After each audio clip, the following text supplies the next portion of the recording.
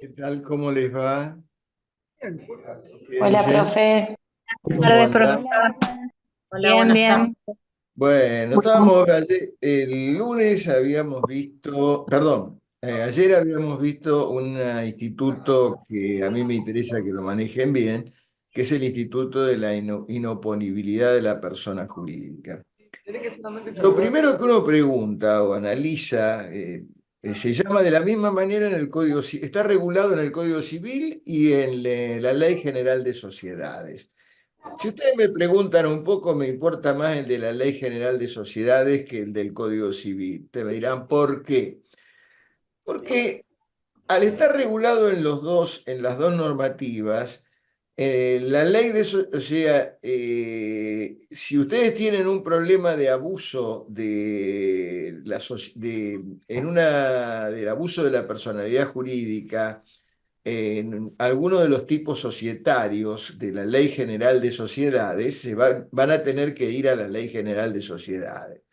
Y en realidad el del Código Civil solamente se aplicaría para las personas jurídicas reguladas por el Código Civil, que en realidad son tres, que es la asociación civil, es la simple asociación y en la fundación. No hay otra persona jurídica, o sea que la aplicación, y es muy difícil que haya la posibilidad de aplicar la inoponibilidad en una fundación o en una asociación civil. Yo nunca encontré un solo fallo que hubiera un problema de inoponibilidad de la persona jurídica, salvo con una excepción que ya le voy a explicar, con una interpretación muy particular que se hace de la normativa, que ya le voy a explicar, pero en principio el instituto, donde ustedes lo van a ver siempre es en materia con sociedades, o sea que en realidad la que van a usar, la normativa que van a usar es el 54 último párrafo de la ley de sociedades, ¿no? O sea,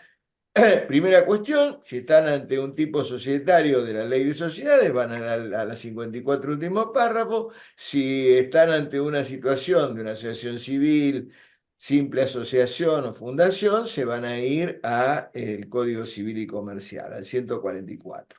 La primera pregunta que uno analiza en este tema es ¿por qué se llama inoponibilidad? ¿Por qué se llama inoponibilidad? Y en realidad la inoponibilidad ahora está regulada expresamente en el artículo 338 y 396 del Código Civil y Comercial. En el viejo Código Civil no estaba previsto, sino que era una creación pretoriana, o sea, una creación de los jueces, de la doctrina, que hablaba de la inoponibilidad. El tema de el tema de la inoponibilidad, el tema de la inoponibilidad refiere a que es una invalidez atenuada. En la teoría general de la invalidez, o sea, que se afecta a la validez de cualquier acto jurídico, ustedes tienen los actos nulos, anulables, los nulos de nulidad absoluta, relativa, los anulables, o sea, de nulidad absoluta y relativa, y toda una serie de clasificaciones, pero tanto el acto nulo como anulable dejan sin efecto el acto desaparece. En cambio, la inoponibilidad lo que busca de alguna manera es que quede el acto produzca algunos efectos y se lo priva de otro. O sea, por eso se habla de invalidez atenuada.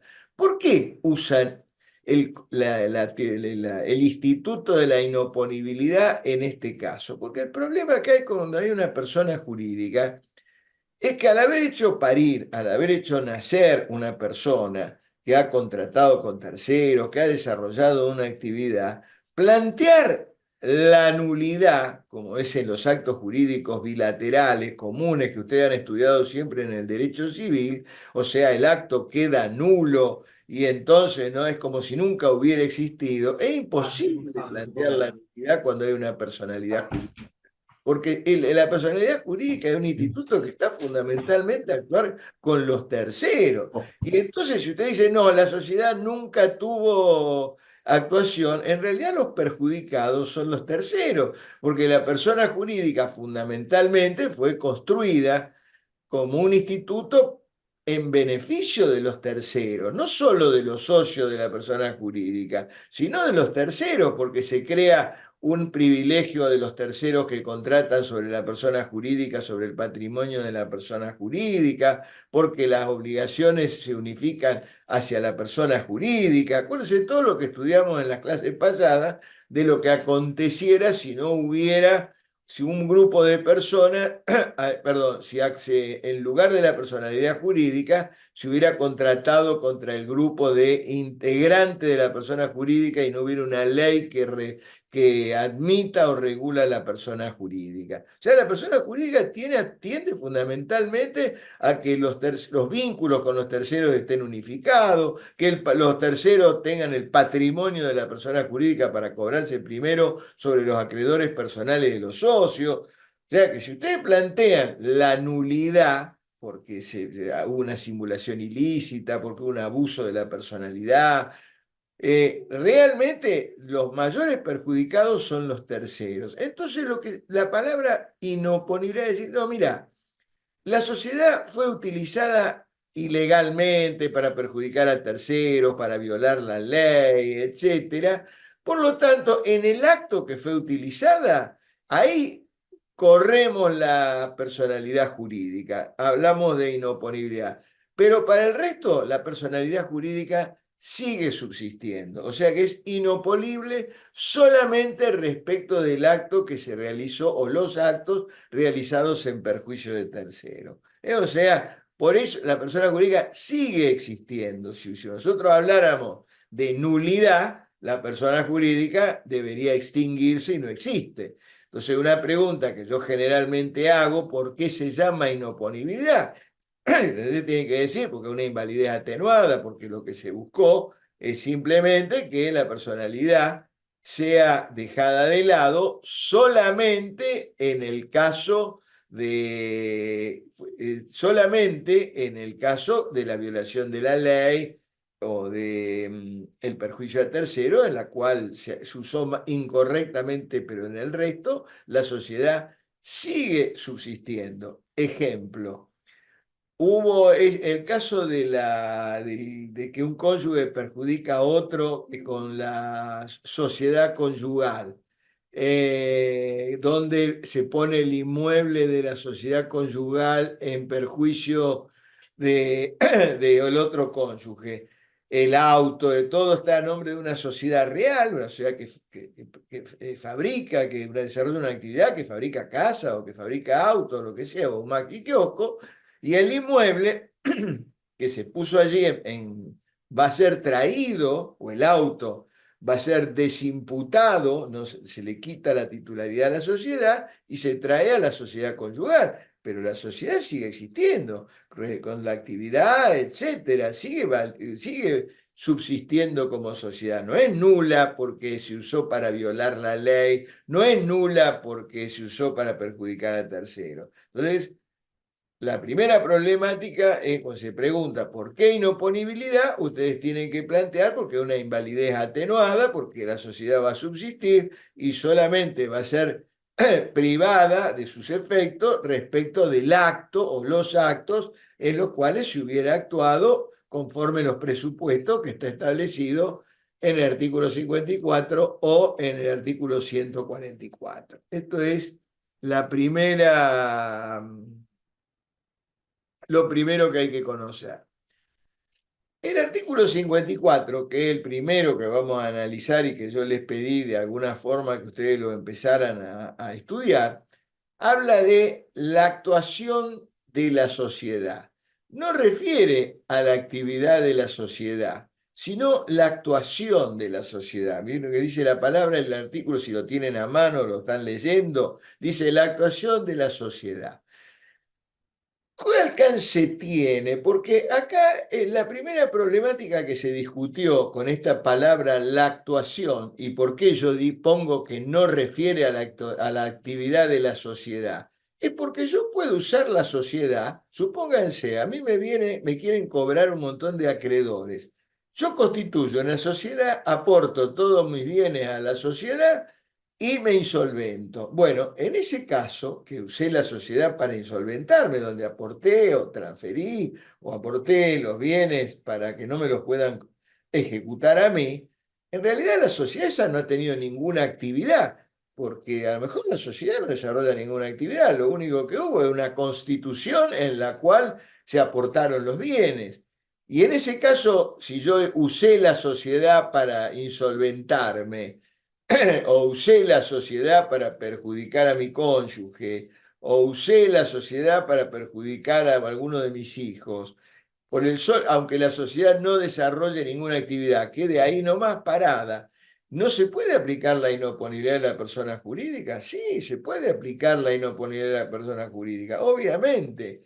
Por eso que el término actuación no es actividad, porque actividad, acuérdense, que es todos los actos que realiza una persona jurídica para la consecución del objeto. O sea, fabricar autos, el objeto es fabricar autos. Bueno, contrato personal, contrato a la máquina, compro chapas, compro tornillos, etcétera. Todo eso hace a la actividad, vendo los autos, todo eso hace a la actividad. En este caso, podría no haber ninguna actividad de la persona jurídica. Por eso que el término actuación no es igual que actividad. Entonces, una pregunta que uno cuando tiene este artículo a uno le pueden hacer es preguntarle, la actuación de la... Y si yo constituyo una sociedad y no desarrolla ninguna actividad, ¿puedo aplicar la inoponibilidad de la persona jurídica? Sí, usted me tiene que decir. Si usted dice, esto la usó para violar la ley o para perjudicar a terceros o el orden público, seguro que se la puedo aplicar. Pero, y la palabra actuación, actuación no es actividad. O sea, esto es lo que de alguna manera hay una consenso en toda la doctrina sobre esto y la jurisprudencia sobre lo que le estoy diciendo. Pero después Disculpe, empieza, doctor. si Eh, escucho, sí, ¿podría repetir, por favor, este último ejemplo que dio, por favor? Gracias. claro, sí, el ejemplo es muy sencillo. Yo tengo un montón de acreedores que me quieren ejecutar, libré un montón de pagaré y no los pagué. Entonces, como me van a venir a embargar, yo sé que ya está por vencer los pagaré y me van a venir a embargar, yo tengo una casa y tengo un auto. Lo primero que hago es constituyo una sociedad con mis hijos o con algunos amigos y constituyo una sociedad donde aporto mi participación, suscribo capital y lo integro, suscribo es me obligo a integrar, a efectivizar tantos pesos en el capital de esa sociedad, una anónima, una SRL o una colectiva, todavía la hago más difícil, o una colectiva, y aporto los bienes a esa sociedad. Aporto mi auto y aporto el inmueble, la casa donde vivo. Cuando me vienen los acreedores, yo no tengo nada. No me pueden embargar porque está a nombre de la persona jurídica. Incluso a los 3 o 4 días le vendo las acciones a los otros socios y ahí ya me quedo sin nada. Y después le digo, ejecútenme. Ahora, esa constitución, la sociedad nunca tuvo ninguna actividad, nada. Solamente se inscribió en el registro público, están los aportes míos que yo hice eso. Se puede aplicar la inoponibilidad de la persona jurídica, porque la persona jurídica esa no tuvo actividad, lo único que tuvo es la constitución. La constitución no es una actividad, la estoy haciendo nacer. La actividad es lo que viene después de la constitución. La actividad es todos los actos que se realizan si la sociedad tiene por objeto fabricar autos, son toda la cantidad de millones de actos, miles de actos que se hacen para fabricar un auto. Autos, contrato personas, contrato chapa, contrato rueda, etcétera. O sea, la actividad es el conjunto de actos que se realiza la persona jurídica para la consecución del objeto. Pero esto no es el término actuación del artículo 54, cuando empieza, dice la inoponibilidad de la persona jurídica, dice la actuación de la sociedad. La actuación de la sociedad no es actividad. ¿Por qué? Porque yo puedo aplicar este instituto de la inoponibilidad, aunque la persona jurídica que yo constituí para violar la ley no haya desarrollado ninguna actividad. No sé si me entendieron. Tiene una sociedad que está solamente inscrita, está parada. Gracias. Y la usé para perjudicar a terceros. ¿Se puede aplicar este instituto o no se puede aplicar este instituto? Sí, se puede aplicar el instituto. Porque la palabra actuación, es un término obviamente no el ideal, en realidad debería haber dicho la utilización de la sociedad, la utilización de la sociedad. Eso es lo que deberían haber dicho, la utilización, no la actuación, la utilización de la sociedad para violar la ley o que encubra la consecución o por el orden público, utilizar una sociedad para violar la ley, pero el término de actuación se lo ha asimilado en la doctrina y la jurisprudencia a la utilización de la sociedad. Acuérdense bien esta palabra, utilización de la sociedad para violar la ley, el orden público, etcétera. ¿Por qué? Porque la sociedad puede no haber tenido ninguna actividad, la sociedad está parada, no hizo nada, pero yo la usé para jorobar a los terceros. Ahí viene el alcance de este término equívoco, no bueno, de la palabra la actuación de la sociedad. En realidad se le ha dado el alcance de la utilización de la sociedad. Ahora, después de que dice la actuación o la utilización de la sociedad, vienen todos los presupuestos que hacen aplicable este artículo. Todos los presupuestos. Tienen que darse algunos de estos presupuestos para que ustedes puedan hacer aplicable este artículo. Todos los presupuestos son fáciles, porque la utilización de la sociedad para violar la ley, el orden público, la buena fe, perjudicar a terceros, la verdad que no necesitan mucha explicación, yo les voy a dar los casos, etcétera, pero es fácil acordarse. El único tema raro es este el único presupuesto raro es este que dice la actuación de la sociedad que encubra la consecución de fines extrasocietarios. Este es el tema. Este es el tema. ¿Qué quiere decir? Que encubra la consecución de fines extrasocietarios. Entonces ustedes lo leen al profesor Otaegui, acá hay dos grandes teorías. La del profesor Dobson fue una posición de él, Dobson padre, pero en realidad no la tomen tan en cuenta porque es una posición solamente la de él. Pero hubo dos grandes posiciones que se enfrentaron. La posición de Otaegui y la posición del profesor Nissen. Este es el tema de los dos. El profesor Otaegui dice, esto es un caso de simulación ilícita. Vos usaste la sociedad para violar la ley. La sociedad en realidad es una sociedad simulada, no es una verdadera. Utilizaste la sociedad en la constitución de una sociedad que parece real, pero que en realidad encubre, o sea, tiene una apariencia de sociedad, pero no persigue los fines de una sociedad para desarrollar una actividad, para producir bienes y todo lo demás, sino que está ahí constituida al solo fin de perjudicar, violar la ley, perjudicar a terceros, etcétera, etcétera, etcétera. Es la constitución para violar la ley. ¿Qué dice Nissen? Nissen le da un alcance enorme y la jurisprudencia en algunos casos también le ha dado algún alcance un poco más cerca a lo de Nissen. ¿Qué dice Nissen?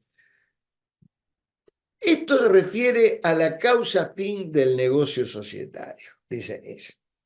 Sí. O sea, esto quiere decir que la actuación de una sociedad que no persiga fines societarios, o sea, que persiga fines extrasocietarios, esa sociedad se le puede aplicar la inoponibilidad de la persona jurídica. Y como habla de fin, en realidad habla de causa fin. ¿Y cuál es la causa fin del negocio societario? Dice Nissen.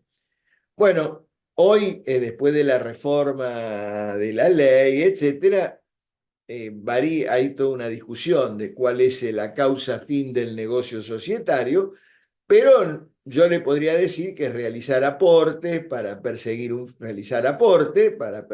fin, o sea, un objeto. Hago aporte para fabricar autos, para participar de los beneficios o las pérdidas que dé esa actividad. Ese sería. Entonces, si yo constituí una sociedad para no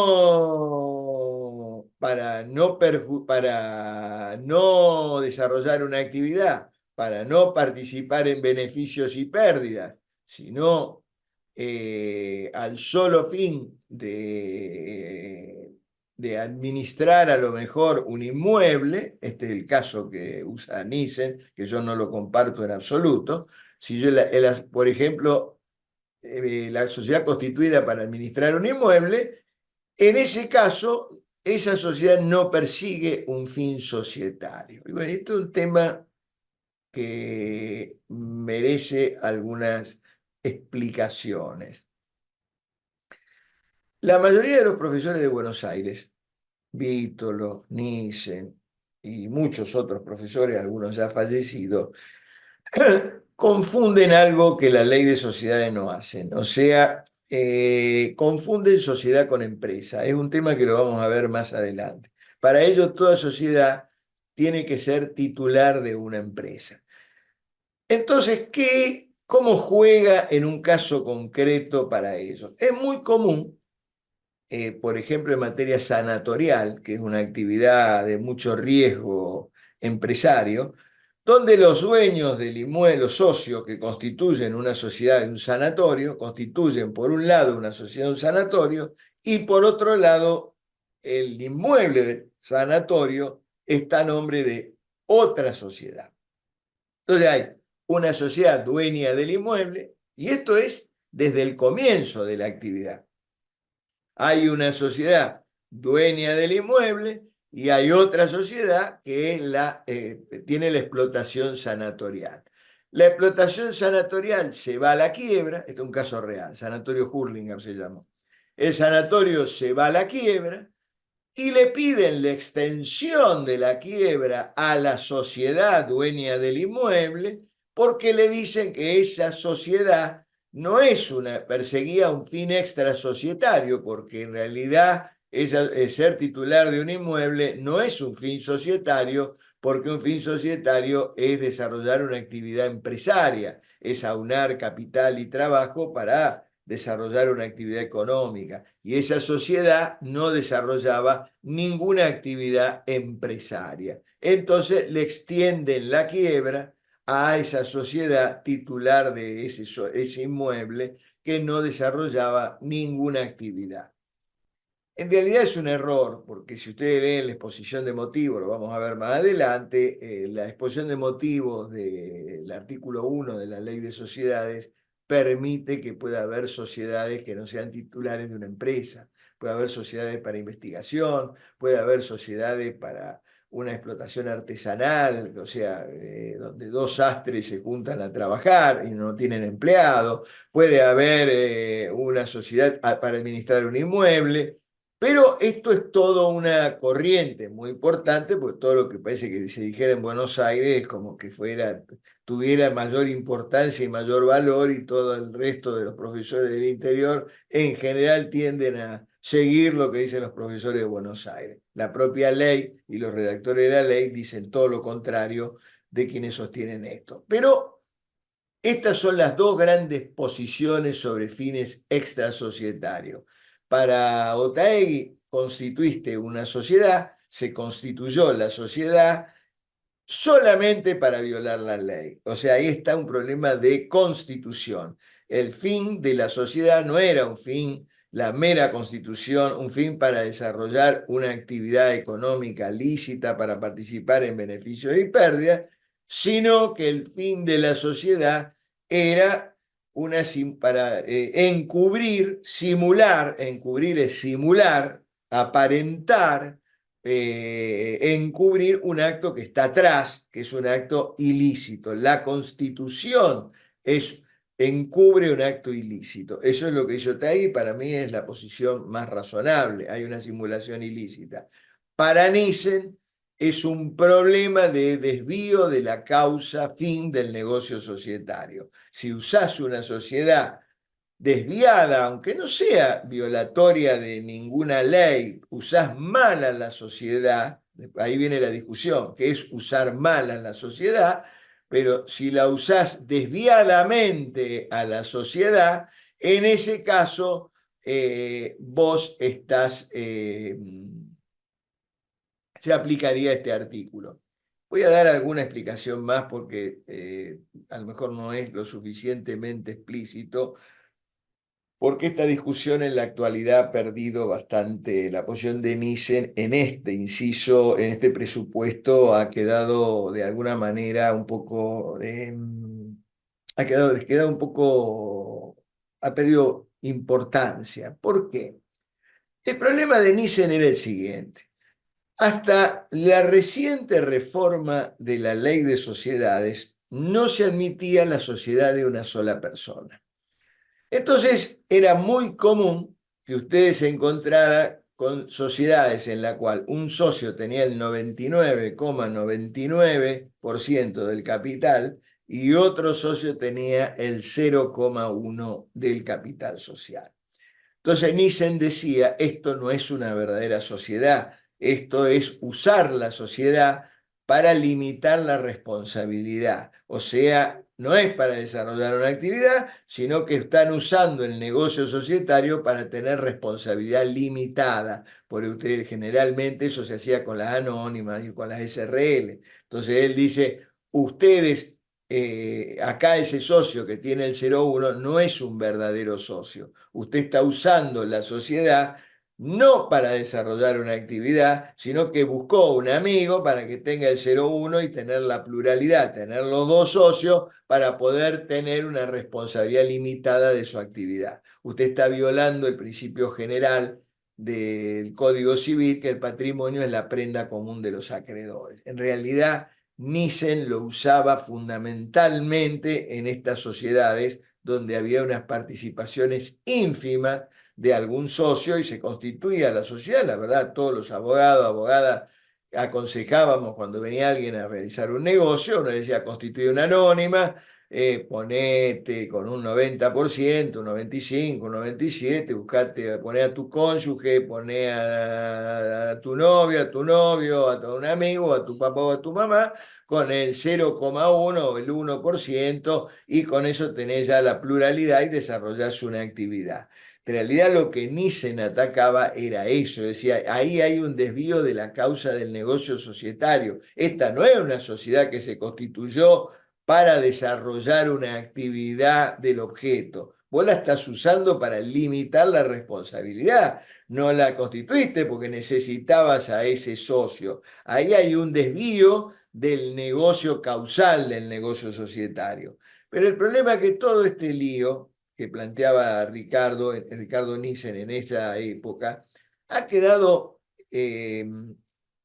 prácticamente ha perdido mucha entidad actualmente porque la propia ley permite la constitución de sociedades unipersonales. Entonces hoy la propia ley admite que las anónimas pueden ser sociedades unipersonales. La propia ley admite que las sociedades por acciones puedan ser unipersonales. Entonces ya el tema del desvío del negocio causal, primero, al admitir una sociedad unipersonal, la causa fin del negocio societario ya se cambió totalmente, porque antes la causa fin del negocio societario era juntarse un grupo de personas para que hagan aporte, para que realicen entre todos una actividad que uno solo no quería hacer o no podía hacer. Pero ahora la ley dice, no hace poco de tener una sociedad con un solo socio. Entonces ya la causa fin del negocio societario ya no es la misma. Entonces discutir cuál es el fin extrasocietario en el supuesto que le preocupaba a Nissen era cuando no había un socio verdadero, sino un socio simulado, ha perdido mucha importancia, o sea, no tiene tanta entidad. ustedes me podrán decir, si cuando terminen y más adelante la materia, me pueden decir, bueno, pero profesor, la ley solamente lo admite en la anónima y en la sociedad por acciones simplificadas. ¿Qué pasa si usted tiene una SRL con un 99 y el 1%? La ley no admite eso, porque solamente permite la sociedad unipersonal en los tipos societarios anónima y sociedad por acciones simplificadas, las SAS. Sí, pero ya el negocio, la causa fin del negocio societario, eh, que es para todas las sociedades, ya al admitir que algunos tipos societarios pueden ser unipersonales, ya no es la que tenía originariamente en la ley de sociedades. Por lo tanto, hoy la causa fin del negocio societario es realizar aporte para perseguir un objeto, un objeto y correr los riesgos, el alias de ese objeto, de la actividad del objeto, o sea, participar en los beneficios de la actuación del objeto. O sea que el problema que le preocupaba a Nissen del socio simulado, en realidad ya no tiene tanta entidad. Sí lo tiene la concepción que ha sostenido Vítoro, por ejemplo, en su manual, el mismo Nissen también en su manual, y algunos otros profesores y fallos en Buenos Aires, y mucha doctrina que ustedes van a ver que cuando definen el concepto de sociedad, dicen la sociedad tiene que ser titular de una empresa. Y es mentira. Pero no es que no lo digo yo, lo dice la ley, o sea, la exposición de motivos dice que puede no ser titular de una empresa. O sea, empresa, acuérdense siempre, que es la organización del capital, es una actividad, ¿no? La organización empresaria, la palabra llevar adelante una empresa es organizar capital y trabajo para desarrollar una actividad económica. Y en realidad van a ver ahora que puede haber sociedades donde no hay organización de capital y trabajo, sino que se juntaron dos personas para trabajar ellos, sin tener ningún empleado, y ahí no hay organización de capital y trabajo, y es una sociedad. Puede haber una sociedad para investigación, donde no hay empresa. Y puede haber el ejemplo de una sociedad para administrar un inmueble, porque expresamente lo prevé la misma exposición de motivo del artículo 1 de la Ley de Sociedades. Pero ahí sí, si ustedes entendieran la posición de Vítolo y Nissen, que la sociedad tiene que ser titular de una empresa, ahí sí la sociedad titular de un inmueble, que no es una empresa, ustedes le podrían decir, esta sociedad persigue fines extrasocietarios, porque el fin societario es explotar una empresa. Pero en realidad, eh, yo no la comparto. Para mí, reitero, el que le da en la tecla a este artículo es Otaegui. Ustedes constituyen una sociedad no para desarrollar una actividad, cualquiera que ésta sea, sino para que encubra alguna actuación ilícita. Está en la Constitución. El otro presupuesto legal, que es también enorme, fíjese que el primero es que encubra fines extrasocietarios. Primero, encubra fines extrasocietarios. Ahí hay dos posiciones, Nissen o Taegui. Luego viene, constituya un mero recurso para violar la ley. Ahí, para mí, es el caso cuando se usa la sociedad para violar la legítima hereditaria o el régimen de la sociedad conyugal, ¿no? O sea, hasta la sociedad como un recurso para violar la ley. Utilizaste la sociedad como un mero recurso para violar la ley. ¿Cuál es el planteo de este término y de este presupuesto? Nissen, cuando lo lee y lo analiza a este presupuesto, dice, esto se aplica cuando una sociedad que tiene un objeto lícito, desarrolla una actividad ilícita, una actividad lícita, perdón, la sociedad fabrica autos, estamos en la General Motors, fabrica autos y todo lo demás, pero tiene algunos empleados en negro, o sea, mal registrado a lo mejor, no lo registra con todo el sueldo, le paga menos, o sea que está violando la ley. La sociedad que fabrica autos es una sociedad legal, desarrolla una actividad legal, pero hay un acto, uno o varios actos concretos, muy específicos, que son violatorios de la ley. Entonces él dice, acá yo le puedo aplicar, esto se discutió mucho en el derecho laboral, generalmente el problema de los empleados que están mal registrados o no están registrados. En esos casos se aplica la justicia laboral, dice acá se aplica el artículo 54, último párrafo. Acá la sociedad se está utilizando para violar la ley. ¿Qué dijo la Corte Suprema en dos fallos? No, no, no. Acá no estamos en el caso de la sociedad que hace un acto violatorio de la ley. Acá estamos ante el caso de la sociedad que se usa para violar la ley. Esta sociedad, la General Motors, no se constituyó para tener ese empleado en negro, uno o dos en negro. Se constituyó para fabricar autos y para desarrollar una actividad ilícita. La sociedad no está utilizada para eso. La sociedad realizó un acto que viola la ley y por lo tanto tendrá que responder. Pero no es utilizada la sociedad. Este instituto se usa cuando la sociedad se utiliza para violar la ley. El instituto sociedad se utiliza para violar la ley, no cuando la sociedad hace un actito.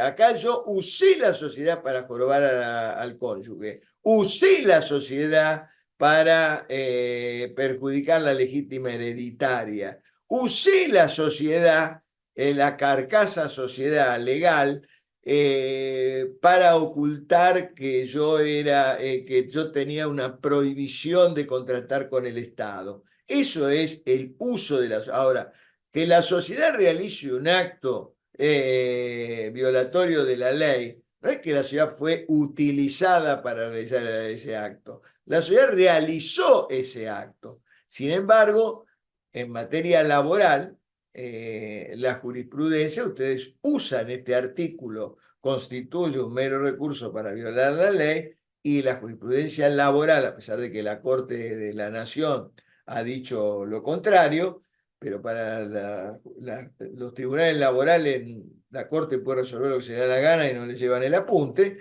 Resuelven siempre como se le da la gana a ellos. Para ellos, este supuesto sería aplicable al caso del empleado mal registrado o que no está registrado. Este es el tema de cómo se interpreta el instituto de la inoponibilidad. Y eso tiene una directa relación con el primer presupuesto de la actuación de la sociedad. Está hablando de la utilización del instituto sociedad.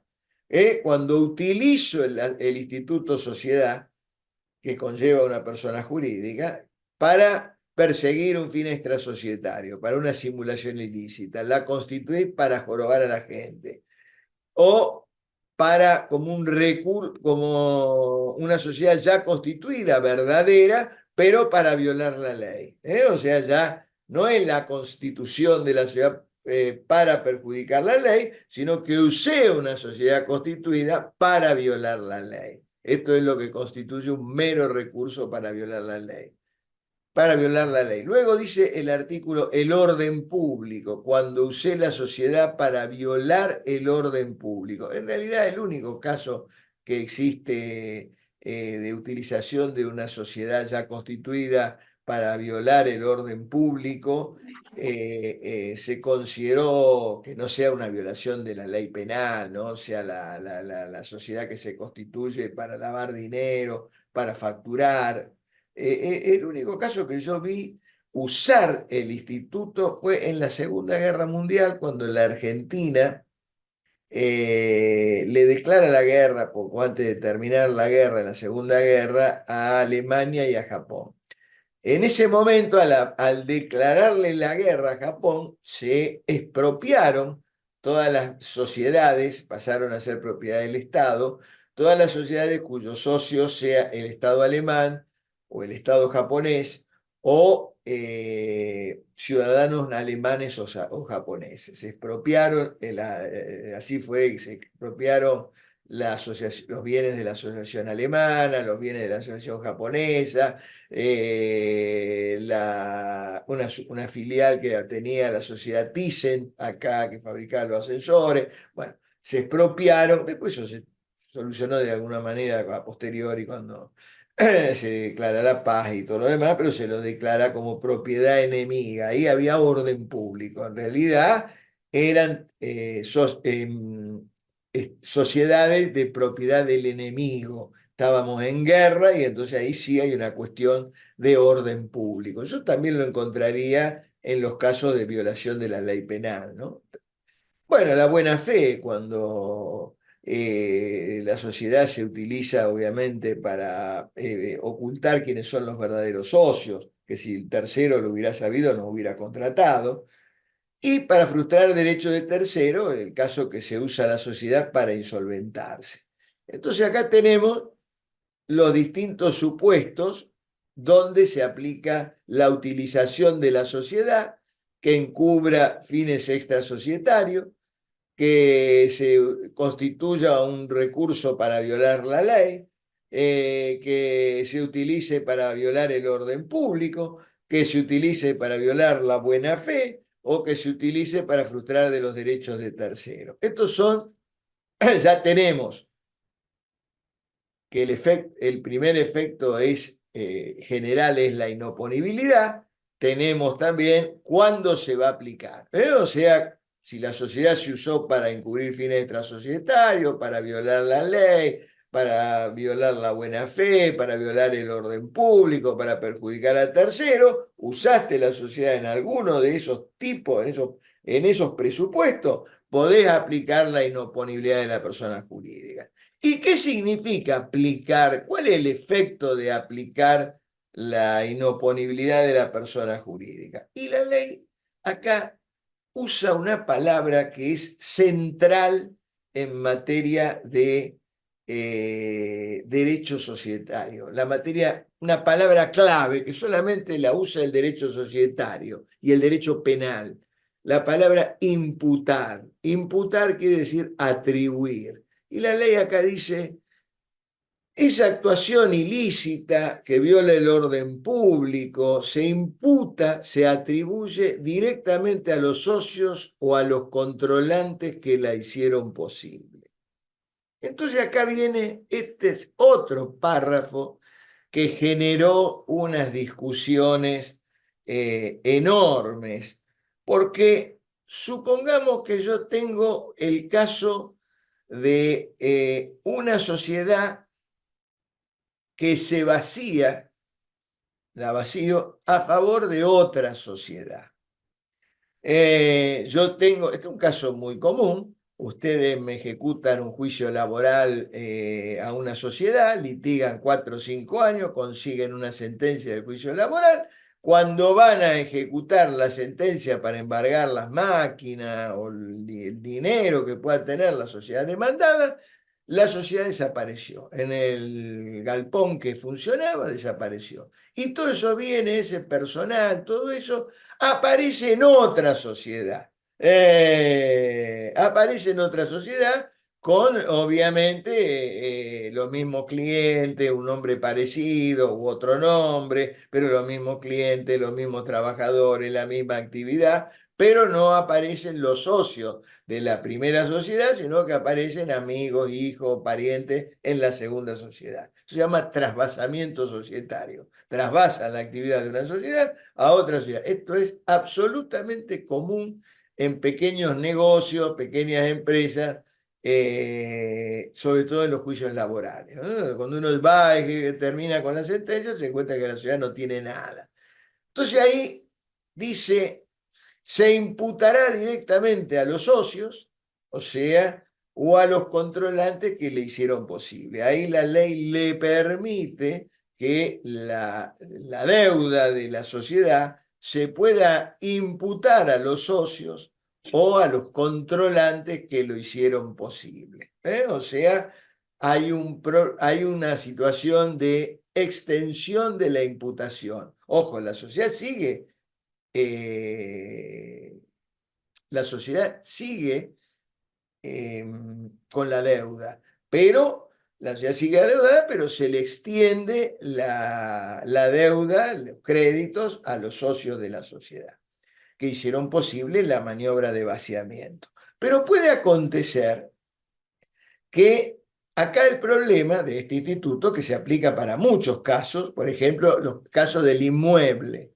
En el caso del inmueble hay un problema porque el inmueble que era de la sociedad, el auto que era de la sociedad, se desimputa, no es un problema, se desimputa y se imputa a la sociedad conyugal, se imputa al socio de la sociedad conyugal, se saca de la sociedad, se imputa al socio que utilizó la sociedad para violar la ley, para violar la ley o la de la legítima o la sociedad conyugal.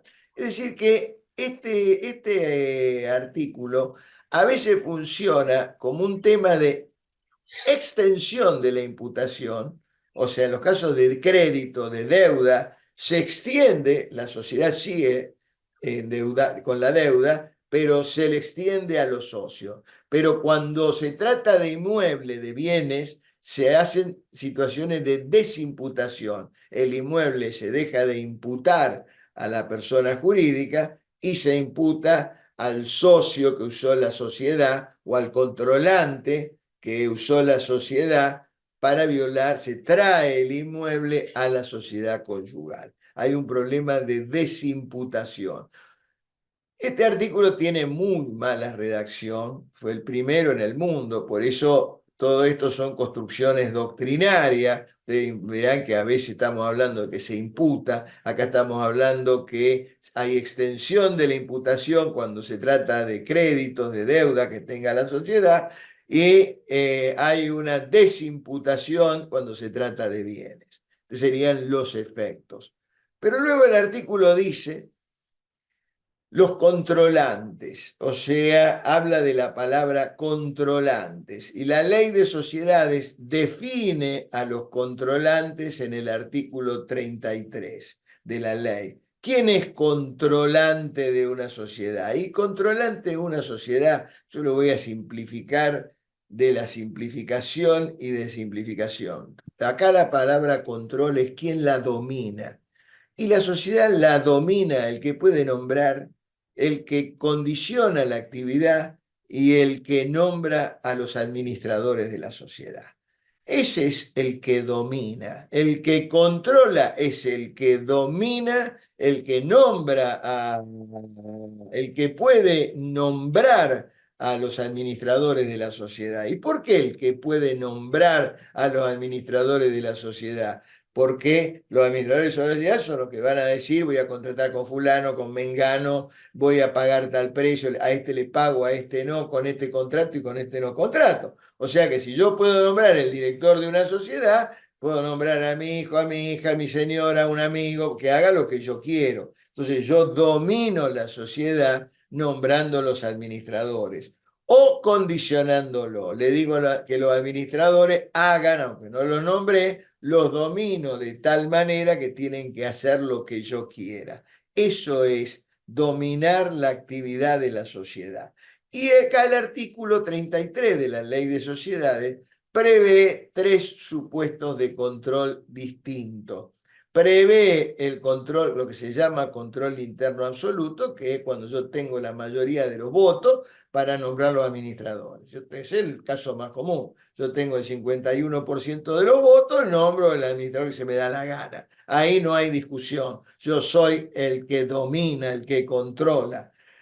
O sea que a ese que controla, que fue el que hizo posible que se use la sociedad, porque controla, porque domina, no solo el socio que hizo la picardía, sino el que domina la sociedad y que permitió que el socio haga la picardía, ese también lo vamos a hacer responsable. Y luego está control interno. El otro supuesto es: no tengo el 51%, pero tengo, como la mayoría de los socios no van a las reuniones de socios, yo, a partir de ser la mayor de la mayoría, nombro los administradores. Ahí no tengo el 51, pero como los otros accionistas no van, los otros socios no van, yo nombro los administradores. Y el tercero, el caso que yo no tengo ninguna acción, pero puedo ejercer la domino a la sociedad por los contratos que tengo, la condiciono. Por ejemplo, un banco que tiene el acreedor más importante que tiene una sociedad, le puede decir a la sociedad sin tener una sola acción, vos tenés que comprar esto, tenés que hacer esto otro, tenés que hacer aquí. Por ejemplo, en los casos del contrato de franquicia, el franquiciante le puede decir al franquiciado, mira, vos tenés que comprar esto, tenés que hacer esto, tenés que hacer esto otro. El contrato de concesión, las concesionarias de autos, la terminal automotriz le dice a la concesionaria, me tenés que comprar tanto, tenés que usar tales colores, tenés que hacer esto. Ahí hay dominio externo, hay control externo. No tengo una sola acción, pero por los vínculos, por los contratos que tengo, la domino a la sociedad. Generalmente se domina a través de contratos, o sea, contrato de concesión, contrato de franquicia, por crédito, contratos de mutuo, o sea, son los que permiten, sin tener una acción, dominar a una sociedad. Entonces, a la sociedad la domino por los votos o la domino por las relaciones contractuales donde la tengo sojuzgada. Entonces, el que domina la sociedad también es responsable, porque toda esta maniobra de violación de la ley no solamente se hizo a lo mejor con el socio minoritario que usó la sociedad en beneficio propio e hizo la violación de la ley. Hubo un controlante que la hizo posible. Hubo un controlante que permitió y participó en toda esta maniobra. El derecho laboral, en general, ha considerado también controlante a los administradores de la sociedad. Dice, estas violaciones de la ley la hacen los controlantes. ¿Y quiénes son los que controlan? La que la administran, la que la manejan. También, o sea, el derecho laboral ha extendido la palabra control. Y el artículo 33 incluso extiende el concepto de control a la sociedad que controla a la sociedad controlada, porque yo puedo tener la mayoría de las acciones de la sociedad, la tiene otra sociedad, pero a su vez la mayoría de las acciones de esta sociedad la tiene otra sociedad. Es muy común lo que se llama control escalonado. Una domina a otra y a lo mejor la que otra domina a otra, o sea, y entre la que tiene los votos en última instancia y la sociedad que desarrolla la actividad, que es la que se usó para violar la ley, puede haber dos o tres. También hay control, o sea que la extensión del control va a la controlante de la controlada. Luego la ley habla que también van a responder por daños y perjuicios. Y en realidad acá el tema se produce, la cuestión, el efecto el artículo es la imputación. O sea, acá no hay duda, acá hay un problema de imputación o desimputación. Pero cuando uno imputa o desimputa, sobre todo cuando desimputa, yo le saco un inmueble a la sociedad y se lo doy a la sociedad conyugal, en ese caso, o saco el inmueble a la sociedad y se lo doy a los acreedores, o sea, y los terceros de buena fe que contrataron con la sociedad. El banco que le dio un crédito a la sociedad porque estaba el inmueble adentro, o los proveedores que le dieron crédito a la sociedad porque tenía inmuebles y después se lo sacaron a los inmuebles y lo llevaron a la sociedad conyugal. ¿Qué pasa con esos terceros? Y esos terceros tienen, según Manóvil, que es el que más trabajó este tema, según Manóvil, tienen una acción de daños y perjuicios. O sea que el artículo prevé dos efectos. Un efecto principal, que es imputar, desimputar, o extender la imputación o desimputar. Es un problema de imputación, de atribución. Y después, todos los colaterales que sufren daño por este artículo también tienen derecho, y también los que imputan o extienden la imputación, si además le perjudicaron, todo el mundo puede reclamar daños y perjuicios. Pero lo central del artículo es que es un problema de imputación o de desimputación. Por eso cuando las preguntas que se hacen cuando se trata este artículo son: ¿por qué se llama inoponibilidad? Entonces tiene que decir que es una invalidad atenuada. ¿Cuáles son los presupuestos que hacen aplicable este artículo?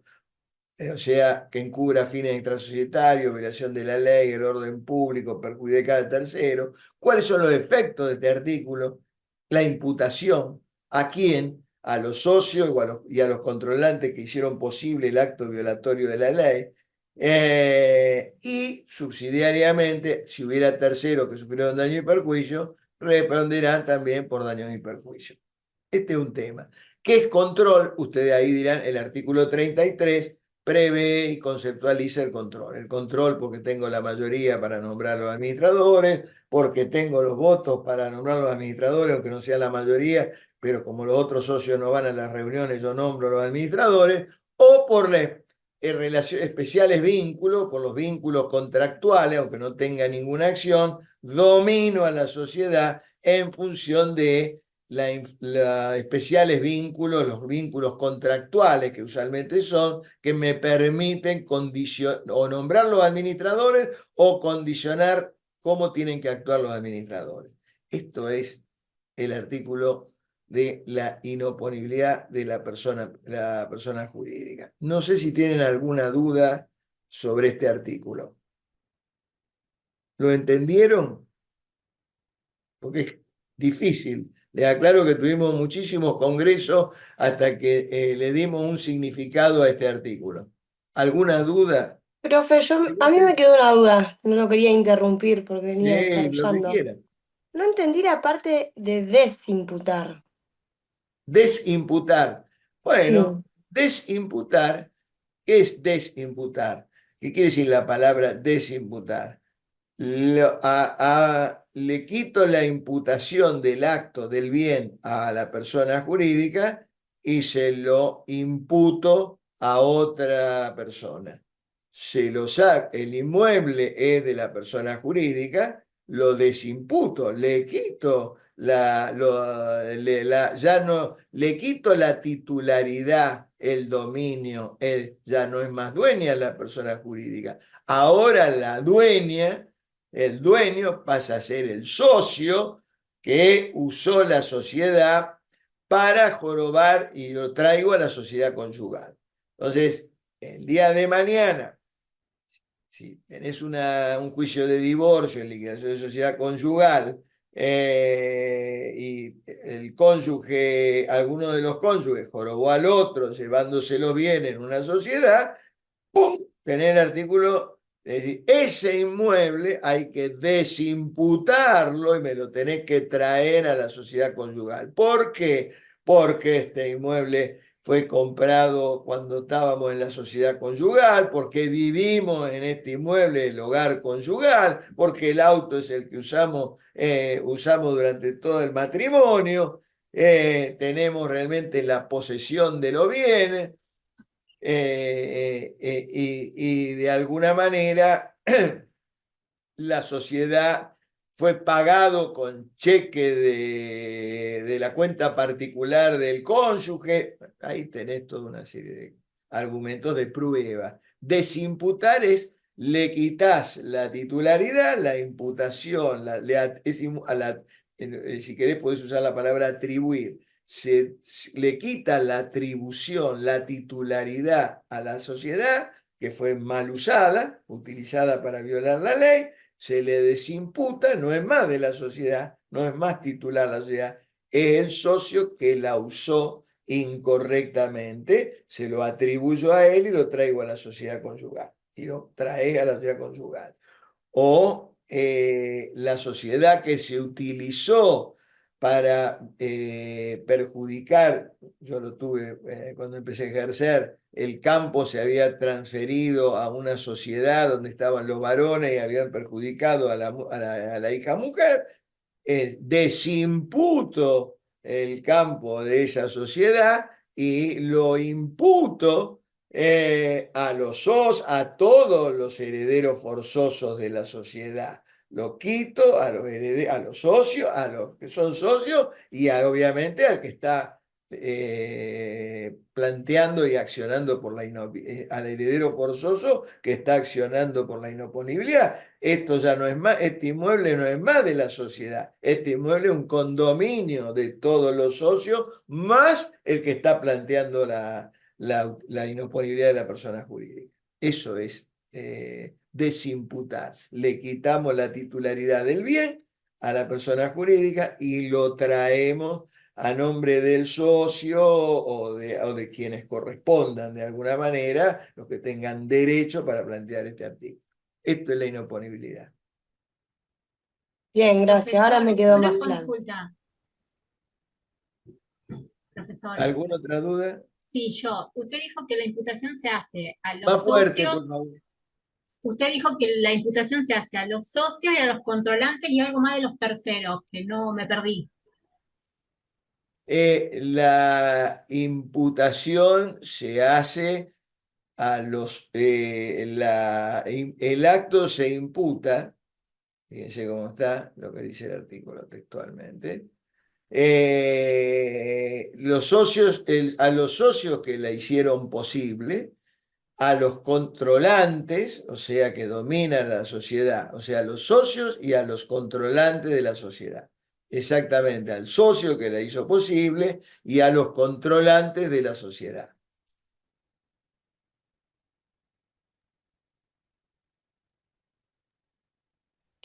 Profe, perdón, me Doctor, surge una duda de esto que me explicaba. Sí, Cuando esta sociedad se queda con los inmuebles, por ejemplo, para perjudicar a esta hija mujer, pero después la sociedad lo que hace es, por ejemplo, venderla a una persona y la persona lo compra a título oneroso, buena fe. Entonces, cuando la mujer quiere accionar, ya ese bien no existe, ni en el socio ni en la sociedad, porque de la sociedad lo vendió. ¿Qué sucedería en ese caso? y ahí, si el tercero es de buena fe y se pagó el precio y hubo tradición, lo único que queda son daños y perjuicios a los socios y controlantes que le hicieron posible. No queda más nada, porque es una venta a un tercero de buena fe. Ahí solamente queda la acción por daños y perjuicios.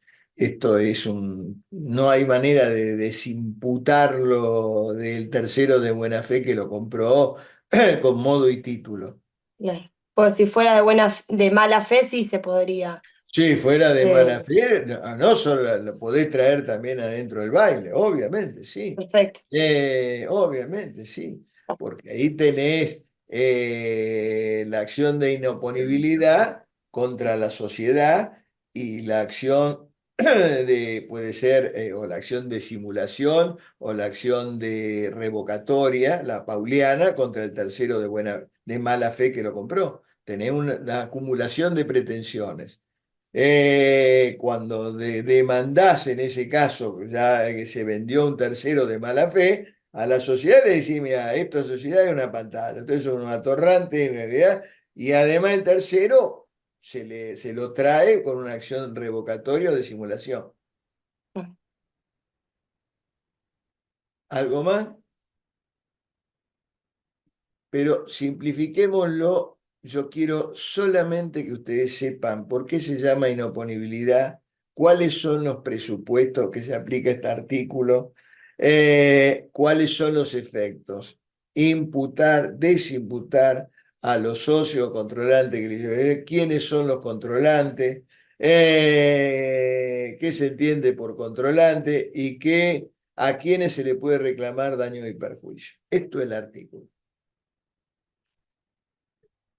La clase que viene vamos a analizar el mismo artículo en el 144 del Código Civil. Pues no los quiero meter a esta altura de la noche con el 144 que es parecido pero no igual y se van a hacer un bodrio. Léanlo la clase que viene, antes de comenzar, lo volvemos a analizar. Muchísimas gracias.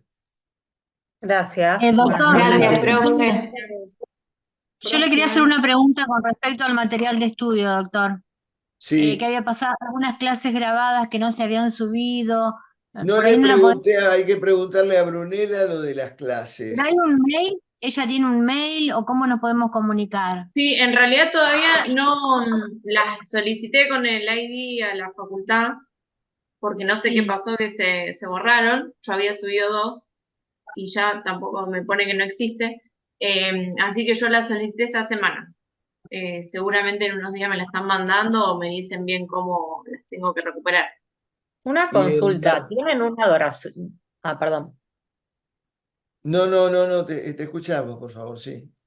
No, sí, tal vez tienen una duración o un Sí, tiempo eso es lo que estipulado puede para pasar. verlo, Sí, el porque está año pasado subida, no me pasó. ¿Sabés claro, lo que la clase podemos hacer, pasada. Brunella? Mañana, yo voy a estar en el estudio a la mañana. eh, yo a las 10:30 tengo una reunión, pero creo que a las 11:30, calculo, yo apenas termine te llamo, si vos estás en la inspección. Sí. Y fíjate si en una vez están grabadas en mi computadora. No, una sola puede llegar a estar en tu computadora. Las otras están todas en la nube de Zoom del campo. No, ahí ya no sé. Sí, Pero sí, yo las pude bajar, pero después como raro. podemos pasar, Brunella, podemos pasar las clases de otros años que están grabadas, que son parecidas. Sí, hay algunas. Bueno, fíjate si está todas estas bolillas que hemos dado están Esto grabadas sí y lo las tienen pasamos. en los archivos que están titulados como clase 1, 2, 3, 4 en el material, está esto de disponibilidad. Y Está todo bien ese material lo detallado. tienen y están las clases Sí, sí, era grabadas. como una clase desgrabada eso en su momento. No sé, Material no que sé, preparaste. ¿y las correcciones que se fueron haciendo, los Power, doctor? Los Power yo los sigo corrigiendo. Eso lo tengo pendiente porque hoy corregí otro y voy. Eso déjeme que Ah, bueno. termine la bolilla y se los Ah, mando. bueno, bueno. Bueno, muchas Se los gracias. mando. Bueno, nos vemos el lunes. Gracias. Chao, Hasta hasta el lunes. lunes. Chao, gracias. Chao, muchas gracias, Chao, doctor. gracias.